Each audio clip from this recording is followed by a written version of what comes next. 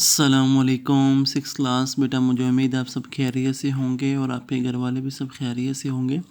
جیسا کہ آپ کو معلوم ہے کہ ہم نے کل اپنے وہ سبق کا آغاز کیا تھا حضرت داتا گنج بخش علی حجویری رحمہ اللہ کے متعلق بک کے پیج نمبر 78 پر حضرت داتا گنج بخش علی حجویری رحمہ اللہ کے متعلق ہم نے وہ اس کا تعارف پڑھ لیا تھا، اور کچھ میں نے اس کے مختصر سوالات کی تصویر بھی آپ کو سینڈ کی تھی کہ یہ سوالات آپ نے کاپی پر لکھنے ہیں۔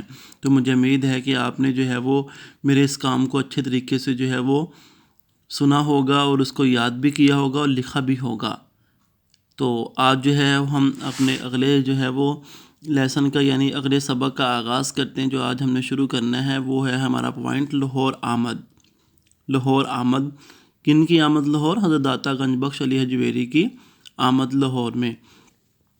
آپ رحمہ اللہ اپنے استاد و مرشد کے مطابق 1039 میں یعنی 1039 عیسوی میں غزنی سے لاہور تشریف لائے تاکہ لوگ آپ کی ذات و برکات سے فیض یاب ہوں، یعنی کہ آپ سے وہ لوگ علم حاصل کریں اور وہاں سے علم حاصل کر کے کامیابی حاصل کریں، لوگوں کو آپ کا علم ملے، فیض ہوں یعنی آپ کے علم سے مستفید فیض یاب ہوں، فائدہ مند ہوں، اور آپ رحمہ اللہ کے ذریعے دین کا بول بالا ہو۔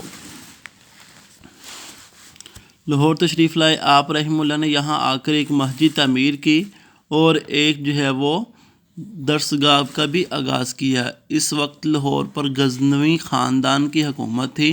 حضرت علی حجویری رحمہ اللہ کے اخلاق، کردار اور کرامات سے متاثر ہو کر ہزاروں لوگ اسلام میں داخل ہوئے، یعنی کہ آپ نے وہ لوگوں کو دین کی دعوت دی۔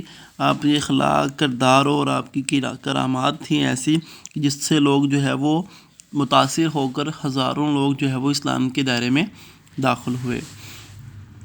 حضرت گنج بخش کا لقب، گنج بخش کے معنی ہیں خزانہ بخشنے والا۔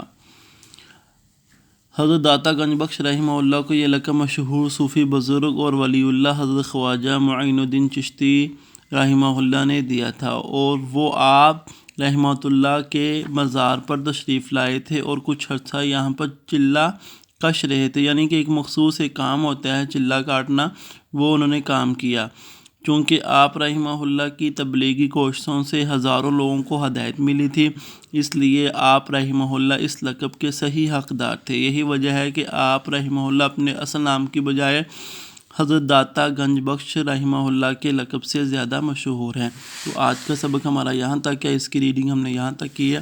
آپ نے کیا کرنا ہے کہ اسی طرح آپ اچھے طریقے سے اس سبق کو پڑھیں، اس کو یاد کریں، اور پھر وہ میں اس کے کچھ مختصر سوالات اضافی جو ہوں گے سبق سے ہٹ کے، یعنی مشقی سوالات سے ہٹ کے کچھ اضافی سوالات ہیں، 3 سوالات آپ کو سینڈ کروں گا۔ وہ تینوں سوالات آپ نے اپنی اسلامیہ کی نوٹ بک کے اوپر خشخط کر کے لکھنے ہیں اور ان کو یاد بھی کرنا۔ جیسے میں نے کل بھی کہا تھا کہ مارکر کے استعمال لازمی کریں، ڈیٹ اور دن بھی لازمی لکھیں، اور سوال کو وہ مارکر کے ساتھ لکھے وہ پھر جواب پین کے ساتھ آپ لکھیں۔